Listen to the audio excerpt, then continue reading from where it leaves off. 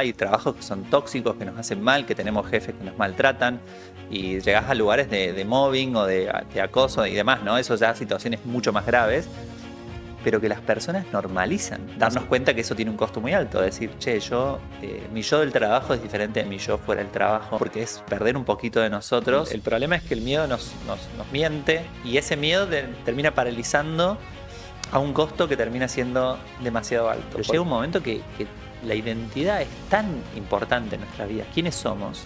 Que no podemos sacrificarla por los demás o por los mandatos. Tenemos que pelear por esa libertad, por esa autonomía. Es parte de nuestra autonomía ser nosotros.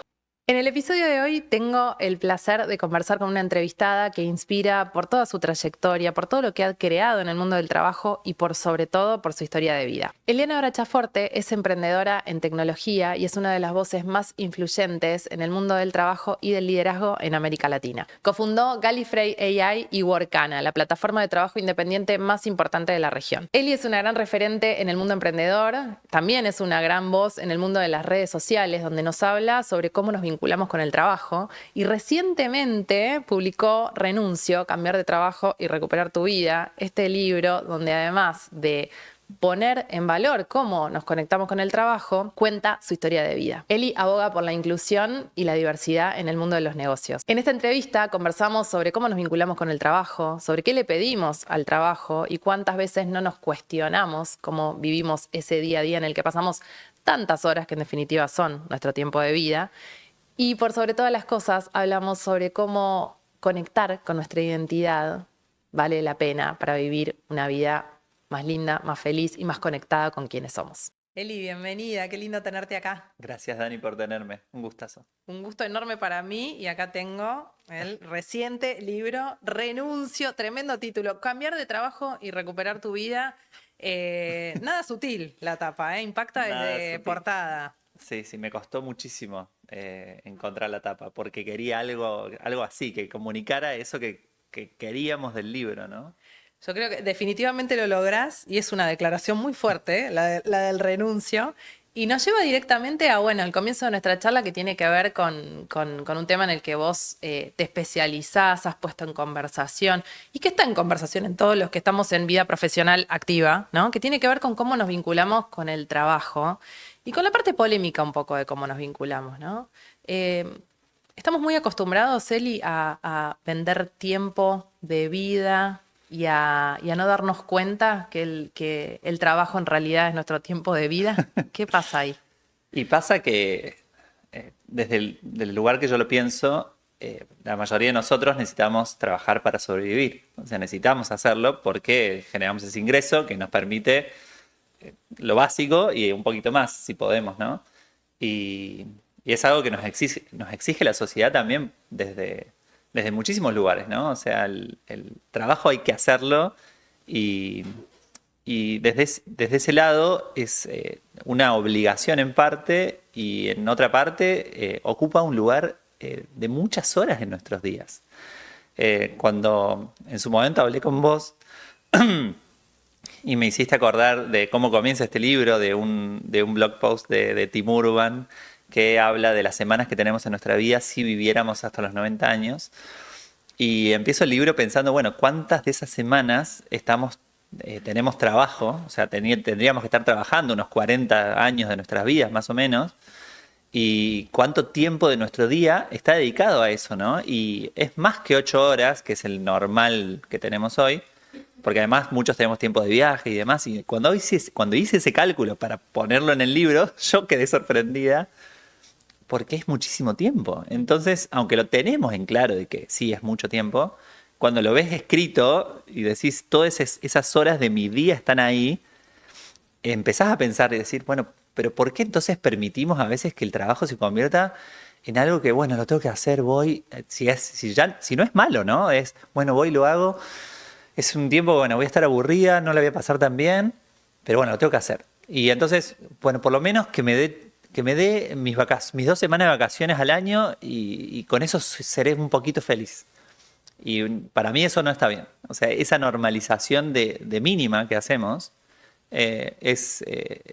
no me gusta y a veces incluso llega más lejos, ¿no? Hay trabajos que son tóxicos, que nos hacen mal, que tenemos jefes que nos maltratan y llegás a lugares de mobbing o de acoso y demás, ¿no? Eso ya situaciones mucho más graves, pero que las personas normalizan. O sea, gente que me escribe y me dice, che, yo hace, no sé, hace 8 años que estoy en un trabajo donde mi jefe me insulta todos los días. Y decís, pero ¿cómo? Está bien, hay un lugar privilegiado de poder cambiar de trabajo, ¿no? O sea, a veces no es fácil salir de un trabajo y encontrar otro cuando las oportunidades no están, pero también, che, no puede ser, o sea, tiene que haber otra oportunidad y también no tenemos que permitir que esos lugares sean como son porque nos están pagando. A veces, porque nos pagan, permitimos esto.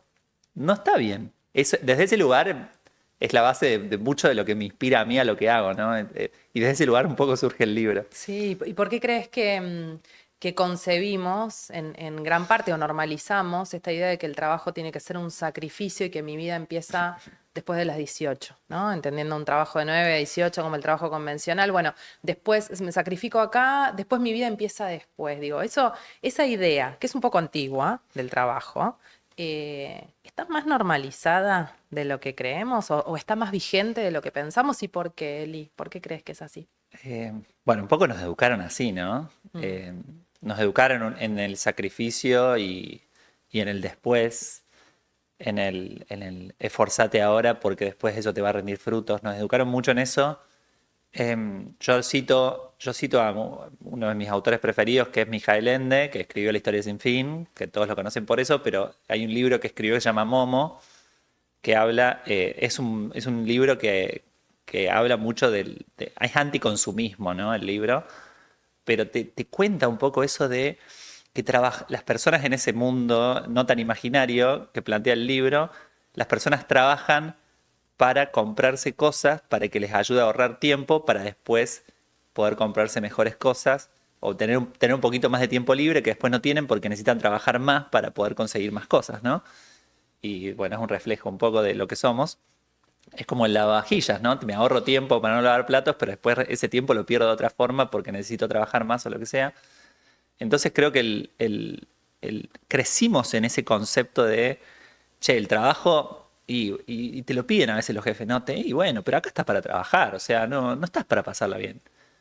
Y yo me niego a eso, porque digo, che, no, tuve la suerte y un poco el privilegio de poder elegir bastante cómo trabajar durante mi vida. Y sí, obvio, no te va a gustar el 100% de lo que haces en el trabajo, porque obvio hay tareas y cosas que tal vez no te gustan tanto. Pero creo que tiene que ser un lugar sano, saludable, que nos haga bien, que nos Claro, haga crecer. de mínimas saludable, digo, ¿no? Que traías cosas muy Saludable. tóxicas. De hecho, mira, tengo una frase tuya que me encantó, ¿no? Vos decís, es un privilegio, parecería que es un privilegio poder tener bienestar en el trabajo o integrarlo, perdón, en nuestras vidas, pero también debería no serlo, decís vos, ¿no? No Entonces tiene que digo, serlo. No, no el tiene que trabajo ser. no puede ser un lugar que nos hace mal. De mínima tiene que ser un lugar que es eso, ¿no? Saludable. O sea, estoy con compañeros que disfruto estar en general, o sea, me caen bien, por lo menos algunos, me tratan bien, puedo hacer eso que me hace sentir productiva, me llena, me dignifica, ¿no? Y me voy a mi casa, de mínima. Después, pasarla bien, crecer, aprender, capacitarme, que me permita pensarme a futuro. Son cosas que deberían estar. No sé, vamos por de a poco, pero sí, yo creo que tendría que ser mucho más de lo que es. Eli, ¿de qué nos perdemos? ¿De qué crees que nos perdemos cuando nos conectamos o nos disociamos y sí, disociamos el ser del hacer, ¿no? Estoy en el trabajo, 8 horas o las que sean, estoy ahí, hago, soy cuando salgo. ¿De qué nos perdemos? ¿Cuál es el costo ahí? Durante años, creo que las empresas, todavía estamos viviendo un cambio. Esto que estamos hablando Mm, es algo que hay un choque en este momento que estamos viviendo. Esto que yo hablo es un poco también haber vivido, ver cómo trabajaban por ahí nuestros padres, nuestros abuelos, y pensarnos nosotros y decir, che, yo no quiero eso para mí. Y creo que los trabajos nos pedían que seamos diferentes en el trabajo, que seamos lo que ellos necesitaban exactamente como nos querían y darnos cuenta que eso tiene un costo muy alto. Decir, che, mi yo del trabajo es diferente de mi yo fuera del trabajo. Tiene un costo muy alto porque es perder un poquito de nosotros mm. cuando estamos ahí, ¿no? hay una serie de Apple TV que se llama Separación, que se llama Severance, que es bastante nueva, de ciencia ficción, en parte porque es un mundo donde logran separar tu yo del trabajo, de tu yo fuera del trabajo, directamente no tenés recuerdos de tu trabajo. Es como mucha gente creo que lo desearía, decir, che, entro a trabajar y salgo a trabajar, y no me acuerdo qué pasó en esas 8 horas, pero perdiste una parte de tu día, Que es ¿no? medio una metáfora, ¿no? De lo que a mucha gente le pasa también, ¿no? Esta amnesia de, bueno, no importa lo que pasó, mi vida empieza después, de vuelta, ¿no? Es una Exactamente. ironía de eso. Trabajo, me mato trabajando para después llegar a casa, tener poder comprarme lo que quiero comprarme y poder disfrutar un poquito con mi familia y después tomarme 2 semanas de vacaciones, que es lo que nos dio, lo que nos da un poco la vida. Y eso no, ese lugar está roto. Porque, primero, desde 2 lugares. Uno, por vos. O sea, primero y encima de todo, tu identidad, quién sos, todo esto que hablábamos de que el lugar del trabajo sea una parte más de nuestras vidas que disfrutamos y que nos hace bien. Y del otro lado yo creo que las empresas también pierden un montón si vos no sos vos en el trabajo. Porque hay un montón de ideas y cosas que no vas a expresar, porque tenés miedos de decirlo. Che, esto no es lo que me piden. Y entonces es una parte de vos limitada, porque hay una parte de que ellos te piden que tal vez no tenés. Entonces vos ponés lo que ellos te piden de lo que tenés. Claro. Y la otra parte tuya, que tal vez tiene ideas y cosas y aprendizajes para hacer, tal vez no la mostrás por miedos y bueno, y se pierde. Hay algo generacional también acá, porque vos hablás y me pareció re interesante, ¿no? Nosotros somos early millennials y está también la generación Z, que es la que nos sigue, está la generación X, que es la que nos antecede. Y vos decís, bueno, el mundo que heredamos no se parece en nada a lo que nos dijeron que sería, ¿no? Y que hay que de algún modo estas generaciones hay una crisis de confianza con el sistema porque nos prometieron algo, nuestros padres y abuelos, que no se cumple, porque no se cumple, ¿no? Esto de, bueno, si estudias, entonces tenés garantizado que vas a conseguir un buen trabajo y te vas a poder hacer tu casa y a los 60 te vas a jubilar. Eso que hablabas recién, ¿no? Se rompió. Entonces, ¿tiene que ver un poco este cambio de cómo miramos el trabajo con estas generaciones que estamos hoy liderando? Para mí o sea, es lo que hablábamos antes, esto de vimos a nuestros padres, nuestros abuelos trabajar hasta retarde Sí. y tal vez que las empresas no no estaban tan comprometidas con ese esfuerzo del otro lado después con ellos y que tal vez vimos que no disfrutaban, que les costaba el disfrute también hasta incluso después del trabajo. Entonces nosotros dijimos, eso no lo quiero para mí.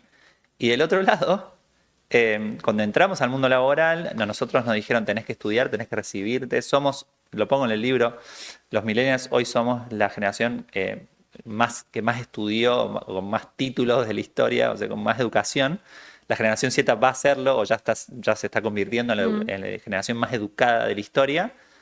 Y eso no se compara con los ingresos que tenemos. O sea, no hay una equiparación de decir, che, estudiaste un montón, lograste buenos ingresos. Entonces decís, che, me estoy matando. Entro a trabajar, me prometen un montón de cosas. Y después cuando voy a la vida y la promesa que por ahí tiene el sistema del otro lado, la que teníamos todos, era si estudiás y haces carrera y todo, te vas a poder comprar tu casa, comprarte el auto, irte de vacaciones donde vos quieras y demás. De eso el sistema está bastante roto. Entonces decís, che, me esfuerzo un montón.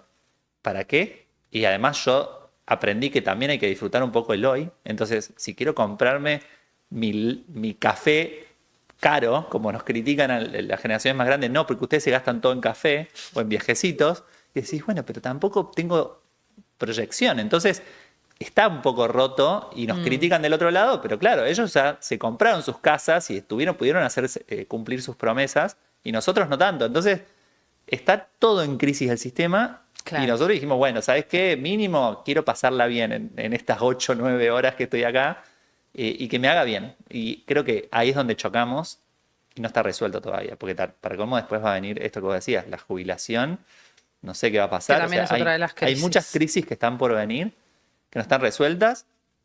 Y del otro lado estamos diciendo, además quiero que sea algo bueno lo que me pasa hoy en el trabajo. Estamos ahí. Bien, y es interesante porque, bueno, es primero poner un poquito, ¿no? En dónde estamos parados hoy, cómo nos relacionamos con el trabajo, qué cuestiones generacionales hay, y también, bueno, qué le queremos pedir al trabajo, entender que le podemos pedir algo al trabajo también y que es parte de nuestra vida. Entonces, hasta acá me encanta porque nos vas ayudando a mirar esta vida profesional y cómo nos ganamos la vida desde un lugar diferente.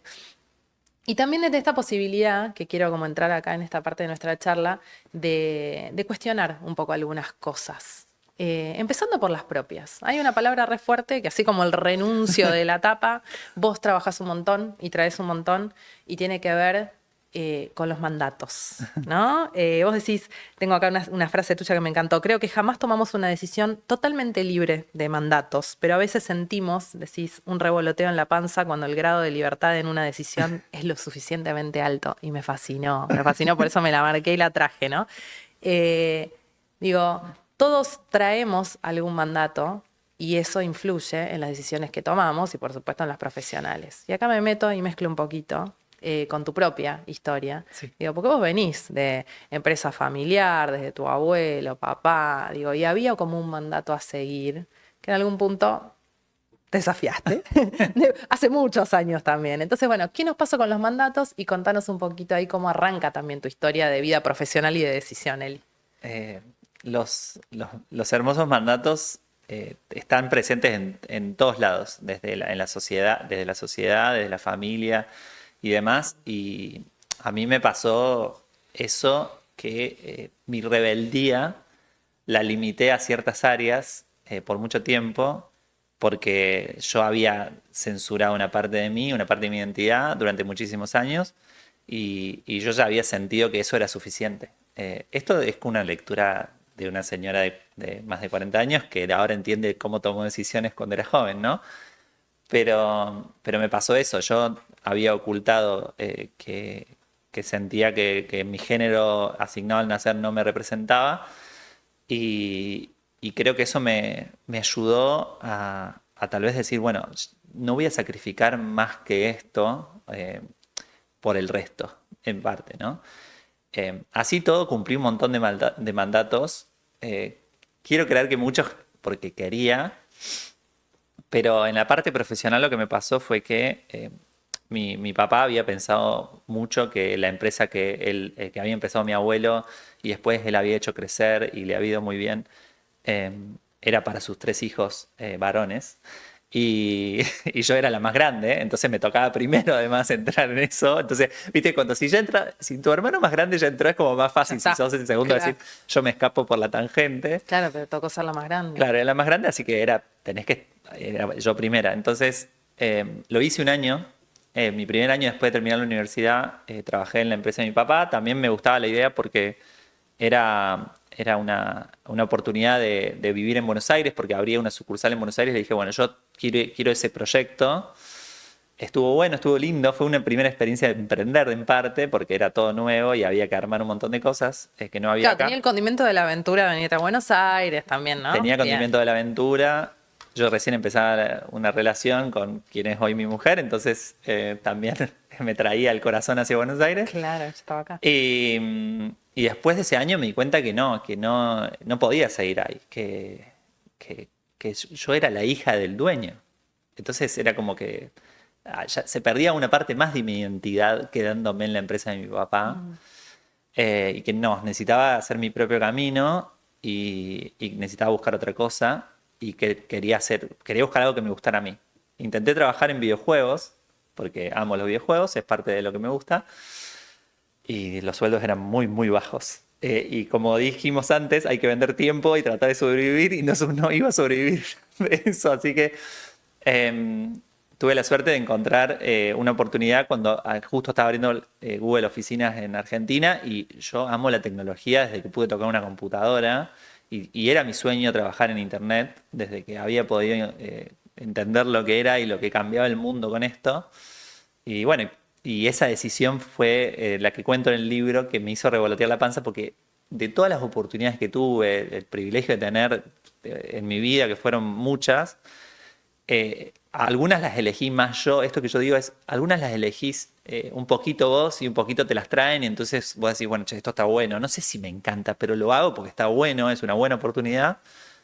Esta me la busqué sola y la conseguí sola en el sentido de que, obvio, todo me había preparado tal vez para conseguirla, pero fue todo sola. Nadie me la trajo, yo fui, la busqué, la traje, dije, quiero esto, hice todo para que saliera. Me viene una frase que mi mamá me repite mucho desde hace muchos años, y esto de que la suerte es la mezcla entre la preparación y la oportunidad, Sí. ¿no? Y digo que también hay que estar disponibles para verlo. Digo, vos tenías un trabajo interno muy profundo en aquel momento, también de decir, bueno, por más que mi viejo diga, esto es para ustedes, como él decía, bueno, había una decisión ahí medio tomada, pero digo, el proceso de entrar a Google, que fuiste de las primeras que Los primeros entra, 15 empleados, claro. sí.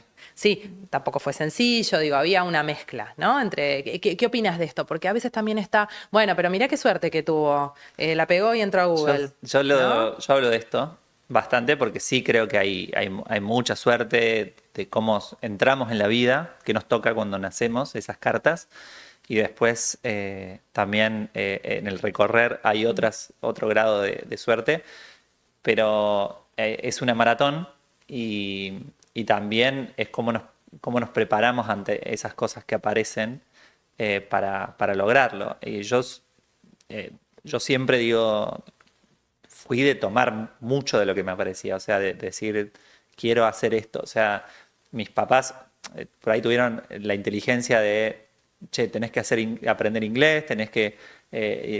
y después, bueno, que me tocó tener la oportunidad y, bueno, fui al colegio, me sacaba buenas notas, bueno, era bastante nerd, me gustaba el inglés, entonces aprendí muy bien inglés y todo eso después repercutió en que cuando apareció Google, haber hecho la universidad, ¿no? Claro, Eso eran herramientas que tenías. para Digo, Google era mínima y buen inglés, muy buen inglés. Yo tuve la oportunidad de hacer intercambios internacionales en su momento y los hice y eso les encantaba porque era como experiencia de vida para alguien joven, buscaban eso. Y bueno, completar la universidad es importante porque si no, no entrabas, o sea, tenías que tener título. Y no, la experiencia no era tan importante en ese momento para la edad que teníamos. Esas tres cosas me hicieron pasar la puerta. Después tenés que entrevistar bien y pasar unas pruebas que nos hicieron hacer, y fueron 8 entrevistas. En ese momento eran muchas entrevistas. claro, Y háblame de suerte, ¿viste? O de ahí, cosas bueno, fortuitas, hay ¿no? cosas que te hacen pasar la puerta, ¿viste? O te traen la oportunidad a Ujú. las manos o ese tipo de cosas. Sí, Después hay un montón de nosotros que entran en que hay que juego poner. y te consiguen lo que querés, ¿no? O sea, un Sí. poco. Sí, y creo también, y acá contame qué te parece, ¿no? También de disponibilidad, digo, porque muchas veces, y frente a la idea del trabajo, yo lo escucho un montón, hay como ciertas creencias, ¿no? No, esto no es para mí, o los puestos altos o las grandes empresas le tocan a otros, o lo que yo estudié, eso lo escucho un montón. No, de lo mío trabajo no hay, ¿no? O yo mando currículum si nadie me responde, como si fuera la única vía, y a veces nos quedamos Mira, en Google conmigo entró alguien que había estudiado letras. O sea, hay empresas que no les importa qué estudiaste porque les importa más quién sos y qué haces.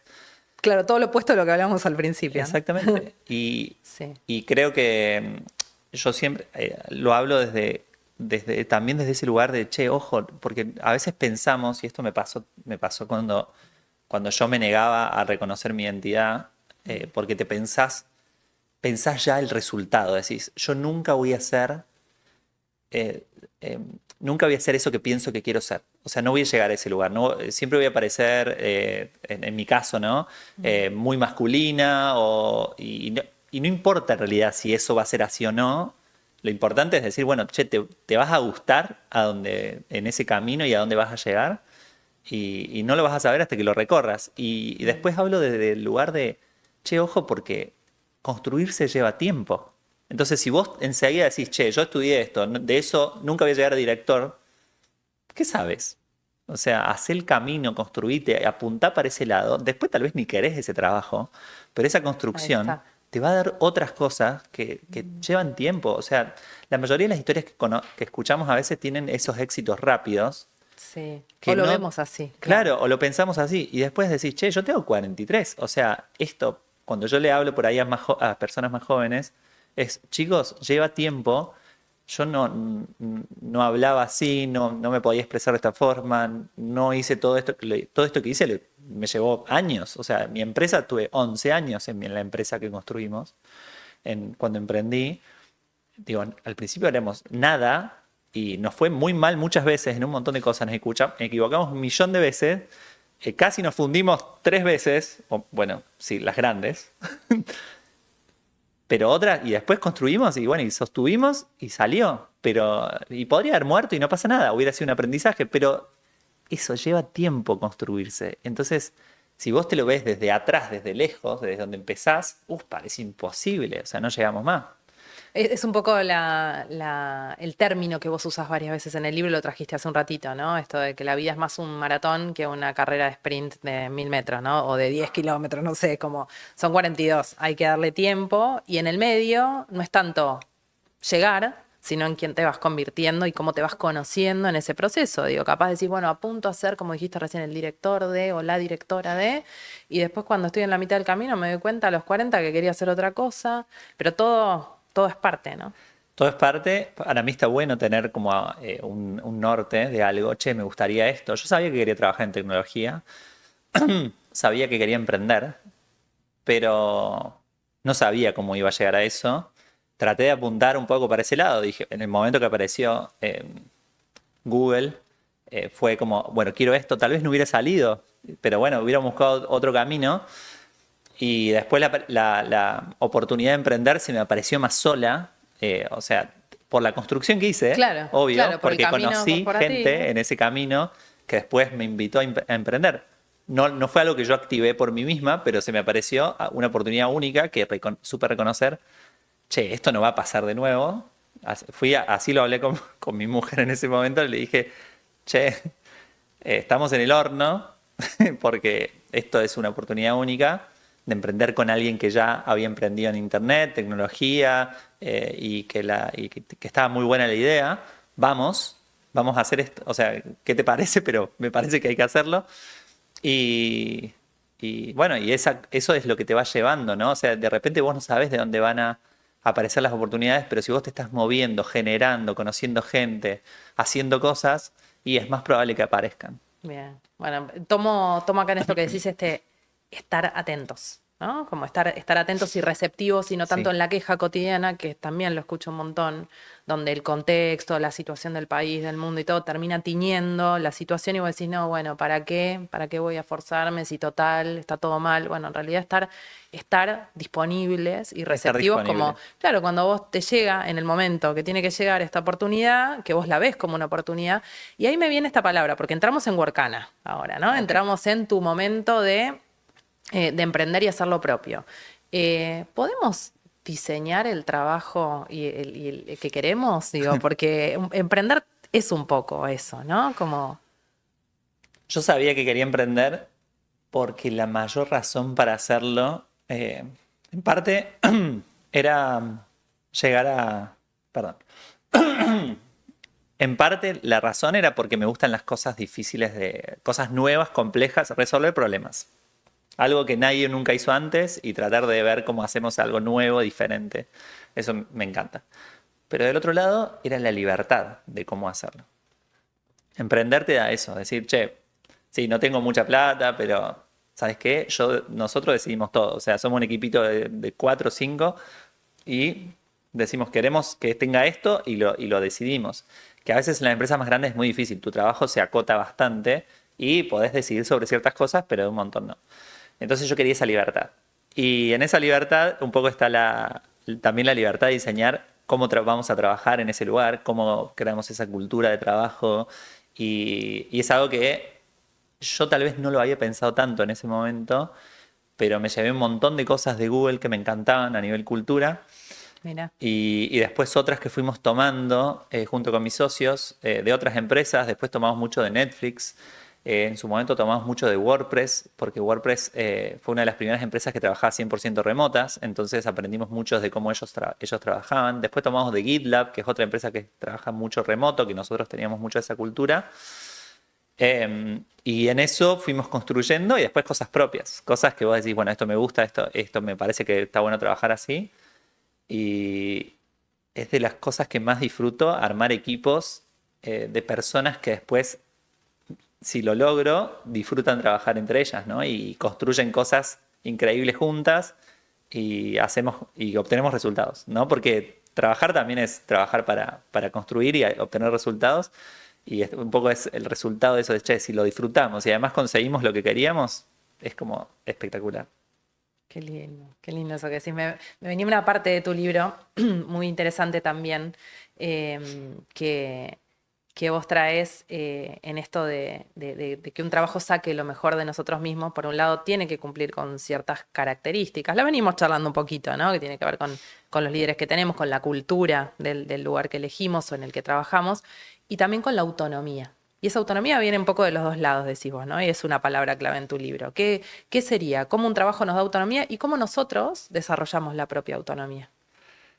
La autonomía para mí esto es también como a mí me gusta trabajar, entonces no sé si es para todos, 100%, pero sí creo que la mayoría de nosotros busca ese grado de autonomía que nos va a hacer bien en nuestros trabajos.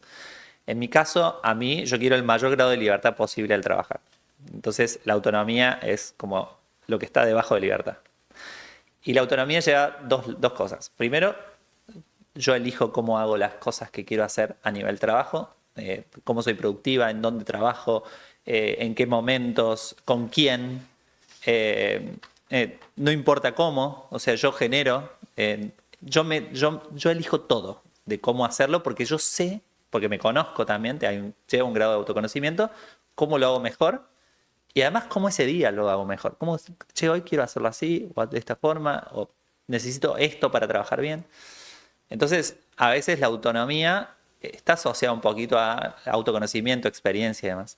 Pero del otro lado, si vos querés autonomía, tenés que ser dueño de tus resultados, de tus objetivos, de lo que te pide el trabajo y tenés que tener lo que yo traduzco como rendición de cuentas, que en inglés le dicen, tiene una palabra que es accountability, ¿no?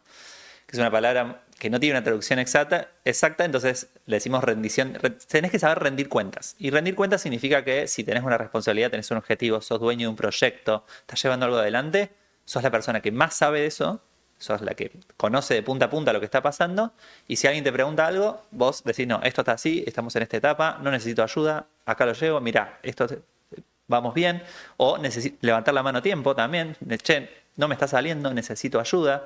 Eso es ser dueño, eso es decir, che, yo manejo, confíen en mí, los demás confían en vos porque sos una persona autónoma, pero si pasa algo también es, che, no me está saliendo, voy a necesitar una mano, y la autonomía es que los otros sepan también, che, esta persona, si pasa algo, nos va a avisar. O sea, así que no pasa nada, trabaja, todo lo que necesita lo hace sola, excepto cuando necesita sincronizar con alguien, una reunión, lo que sea, lo hace. Entonces, la autonomía, por un lado, tiene esto de flexibilidad de cómo yo elijo cómo hacer todo mi trabajo, y Sí. del otro lado, que sos una persona confiable al trabajar y sabes rendir cuentas, sabes llevar los proyectos, sabes llevar los objetivos y demostrar resultados.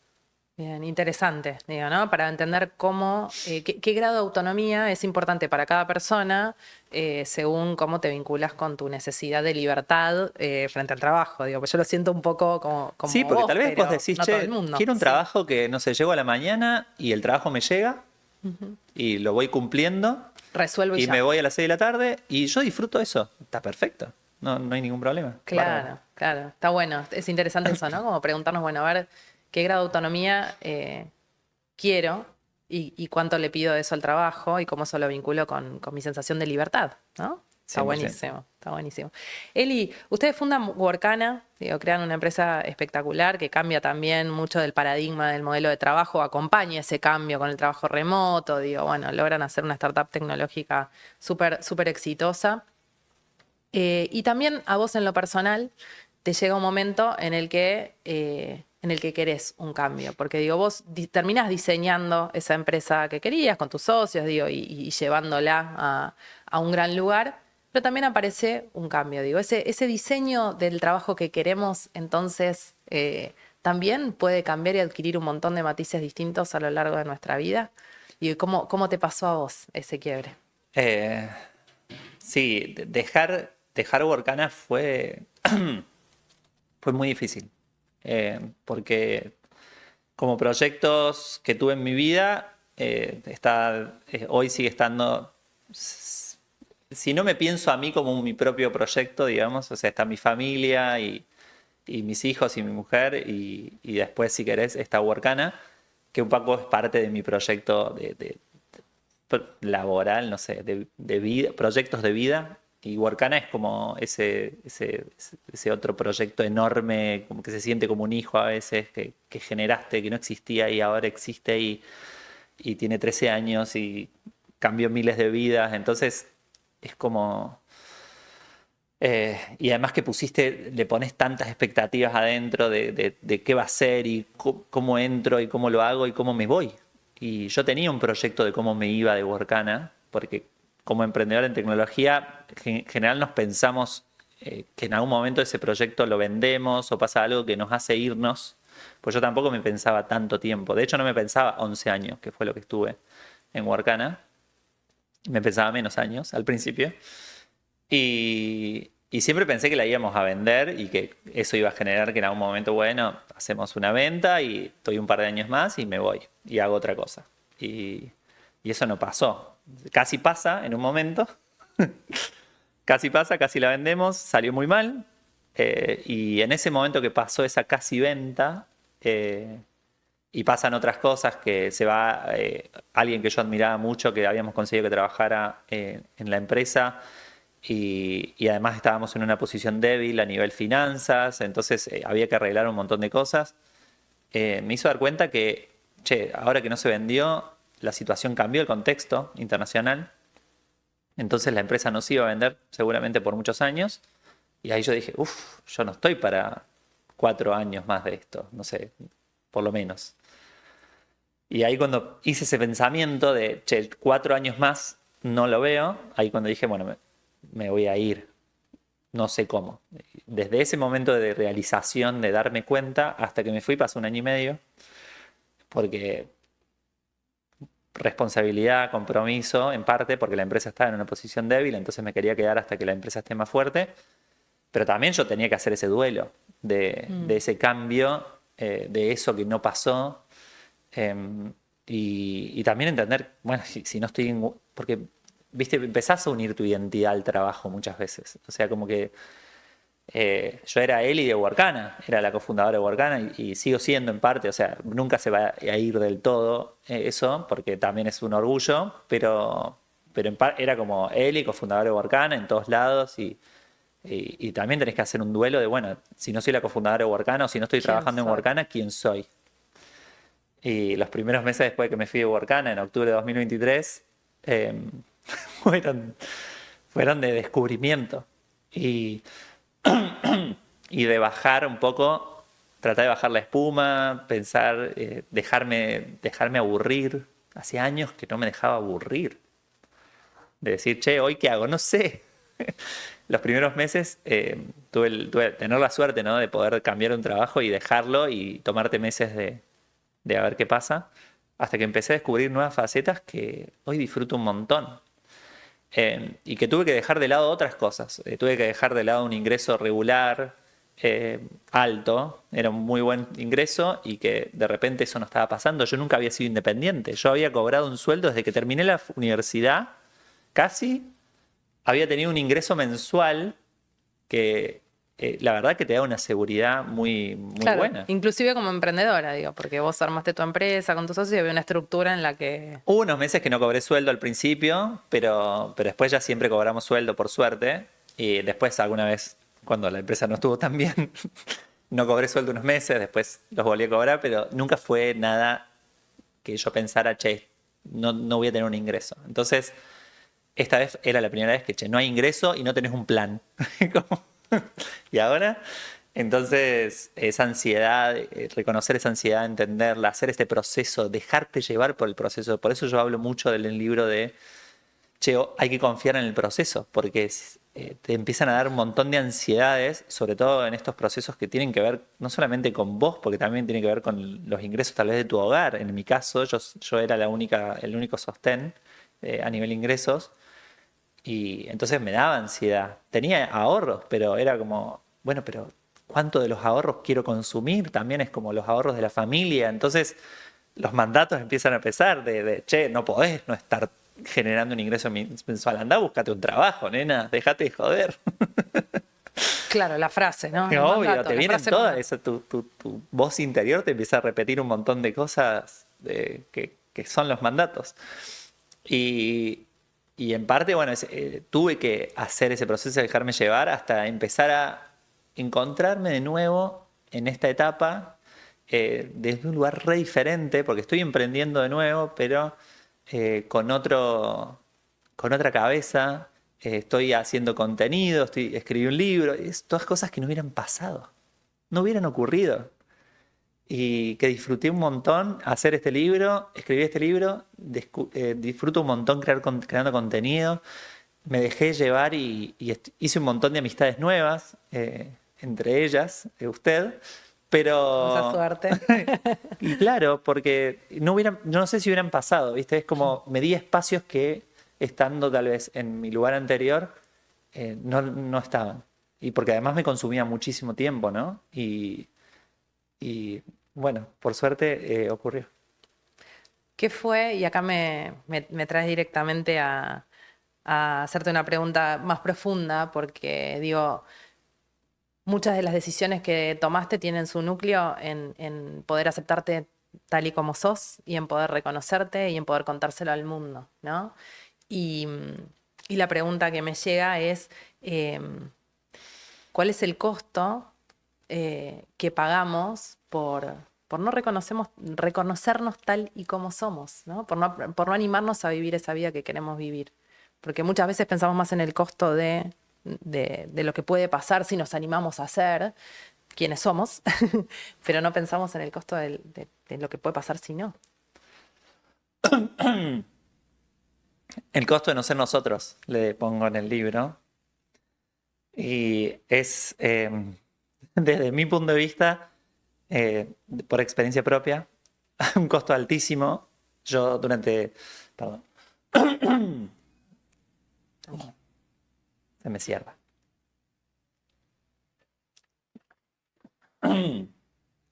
Durante 37 años no viví atrás de una máscara.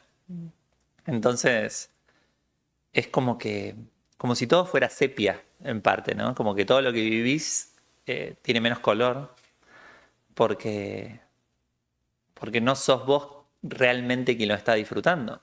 Y, y en mi caso, el no ser yo llegó un momento que pesó tanto que no me importó nada. O sea, esa frase que por ahí mi papá pone en palabras, que cuento en el libro, en un momento cuando yo le cuento a él que yo que era trans y que estaba dispuesta a hacer este camino, esta transición, eh, mi papá me dice, vas a perder todo. Y él solo lo puso en palabras, pero eso es lo que yo me dije durante toda mi vida, ¿no? Entonces, llegó un momento que a mí no me importaba perder todo. Era como, bueno, no sé, si tengo que perder todo, lo perderé, ¿no? Ojalá que no. O sea, era como ojalá que puedan sostener mucho de lo que construí en esa maratón que hablamos hasta acá. Pero lo que me dijo la sociedad en esos mandatos durante toda mi vida fue, si vos sos esto, la gente que es como vos pierde todo, porque era verdad, o sea, muchas chicas y chicos y chicas trans perdieron eh, toda su vida, o sea, los echaron de la casa, la marginalidad, o sea, era es muy complejo todavía y entonces era como, bueno, voy a tomar este riesgo y veremos qué pasa, pero llega un momento que la identidad es tan importante en nuestras vidas, quiénes somos, que no podemos sacrificarlas por los demás o por los mandatos. Tenemos que pelear por esa libertad, por esa autonomía. Es parte de nuestra autonomía ser nosotros. Y cuando un trabajo te exige que dejes parte de vos del otro lado de la puerta, porque te quieren diferente, porque quieren que seas de otra forma, porque quieren que ocultes quién sos, porque si no, no queda bien o lo que sea, es muy costoso y a veces no lo medimos y a veces lo necesitamos porque necesitamos un ingreso, entonces sacrificamos quiénes somos por los demás, en este caso por un trabajo, pero puede ser por los mandatos, por la sociedad, por la familia, por una religión, lo que sea, digo, no importa. Y a la larga ese peso te vuelve, o sea, lo digo yo, o sea, vuelve, porque tu identidad no, llega un momento que es imposible de esconder, imposible. Qué lindo y qué inspirador lo que traes, porque pienso en muchas personas que escuchan y que quizás están escondiendo, ¿no? Esa verdadera identidad, por el motivo que sea y de la forma que sea. Digo, esto, ¿no? Tras un mandato, tras seguir eh, creencias y que no se animan a hacer. Y aparece el miedo, ¿viste? Yo te escucho y te escucho a una persona y lo sé, valiente, ¿no? Valiente y habiendo atravesado un montón de cosas, porque esa valentía tampoco es gratuita ni es simple, no es que, bueno, sale y ya. Pero ¿qué le dirías a quien lo primero que siente enfrente, frente a poder ser quien es y animarse a dar el salto, ser sí mismo o sí misma, cambiar de trabajo, animarse a hacer ese viaje o mudarse o lo que sea, cuando aparece el miedo, ¿viste? Y vos lo mencionás en el libro, decís, bueno, lo primero es el miedo, ¿qué pasa ahí? Yo hablo de que en realidad el miedo podría resumir todo lo que sigo diciendo después, pero si solo hablamos de miedo, como que es difícil bajarlo, ¿viste? Sí. Pero sí, el miedo es el principal vector que nos detiene. O sea, es la principal razón por las cuales preferimos mantener lo que ya está. Y desde ese lugar nos mentimos. El problema es que el miedo nos miente, nuestra mente, con tal de protegernos, también nos dice eso, nos dice, no, no, estás bien así. ¿Por qué? Porque estás viva, o sea, estás yendo al trabajo, conseguís ingresos, Conformate con esto, conformate, ¿no? está bien, y ese miedo termina paralizando a un costo que termina siendo demasiado alto, porque eh, al final no importa si ese sueño que tenés de ser directora, como hacíamos antes, o lo que sea, cualquiera que sea tu sueño, se vuelve realidad, sino que el no accionar sobre eso, el no estar viviendo ese proceso, el apuntar a ese lugar que vos querés ir, es lo que termina fijándote en un lugar que no te está llenando, que no te está haciendo bien, que no te está, eh, eh, no te está completando. O sea, en definitiva, tus días son más grises, todo se apaga, no, y es ahora. O sea, no hay un momento. Esa proyección que vos haces o ese miedo no, te hace no vivir la vida, en definitiva. No la vivís como vos querés vivir, porque si yo me pusiera en nostálgica, yo dejé de vivir un montón de cosas por no ser yo. Em, no, yo nunca, o sea, yo nunca voy a tener eh, esa salida de los 19 años de ir a un boliche con mis amigas y vestirme como yo quería vestirme. Y eso no lo voy a vivir. Voy a vivir otras cosas, lo intento tal vez hacer desde otro lugar, pero yo me perdí un montón de cosas por no hacer lo que quería hacer en ese momento y, y viví otras cosas. Entonces, no es que esté diciendo que me arrepiento de la vida que elegí, pero sí creo que no vale la pena a la larga estirarlo. Eso estoy segura. Eso estoy segura. Entonces, a todas esas personas que estén dudando de ese cambio de trabajo, de pensarse diferentes, de buscar eso que tal vez tienen guardadito y hasta tal vez no lo quieren contar, em, seguramente no vale la pena ni un día más guardarlo. Empiecen a hablarlo mínimo, empiecen a contarlo, hablen con alguien, con una amiga, un amigo. Empezar a sacarlo de adentro, Sí, ¿no? Empezar a sacarlo de adentro es hacerlo realidad, pero primero nos lo tenemos que poder decir a nosotros mismos, ¿no? Es a partir de ahí, de esa parte interna y después empezar ese caminito. no es fácil. No es fácil decirlo, así que yo sé que es difícil, lo sé, porque yo no se lo dije a ningún otro ser humano en 37 años, nunca se lo he dicho a nadie, nunca le he dicho a nadie que era trans. Entonces sé que es difícil sacar, pero vale la pena. Ya lo creo. Tu libro apunta, decís, a que encontremos la rebeldía suficiente para elegir con libertad. ¿Qué le dirías a alguien que está buscando dar un salto, Eli? Dar un salto para animarse a algo que no se anima, si tuvieras que ponérnoslo en palabras. Me encanta la palabra rebeldía. Cada vez me gusta más porque es la única manera en que tal vez a veces quebramos esos mandatos, quebramos nuestro propio miedo, porque tal vez no es tanto un mandato, sino somos nosotros que nos limitamos. Entonces, em, buscar esos momentos de pequeñas rebeldías de tal vez empezar a buscar a ver si esto que siento, esto que quiero hacer, puede ser realidad. Y por ahí empieza con, no sé, buscar en internet. Che, ¿hay trabajo de esto que yo quiero? ¿Tengo que capacitarme en algo para hacer este camino? ¿Hay alquileres en la avenida para que yo abra un local de eso que quiero abrir? ¿Cuánto cuesta? Porque tal vez no empezamos ni ese pequeños pasitos de conocer por ese quedarnos congelados y decís, che, pero aquí, ¿a quién le haces daño si por lo menos empezás a averiguar?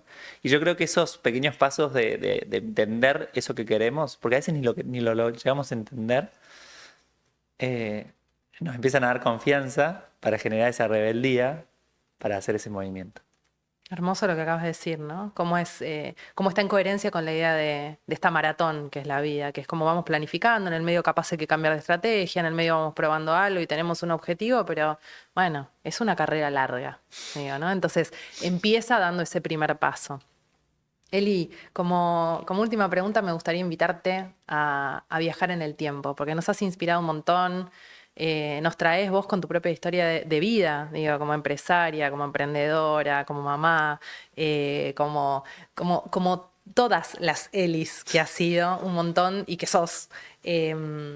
El ejemplo vivo de que se puede, de que conectar y dar ese pasito y pasar a la línea del otro lado, de conectar con quienes somos y vivirlo así, es parte de la vida que merecemos vivir. Y creo que eso es sumamente inspirador y te lo agradezco en primera persona. Y qué bueno que esté en estas páginas también porque va a llegar a mucha gente más. Pero acá el regalito final es para vos y recién decías, ¿no? Yo hay cosas que no viví, que ya no puedo cambiar, pero hay algo que puede ser reparador y es un viaje en el tiempo, que en alguna dimensión todo se conecta, en algunas dimensiones todo se conecta.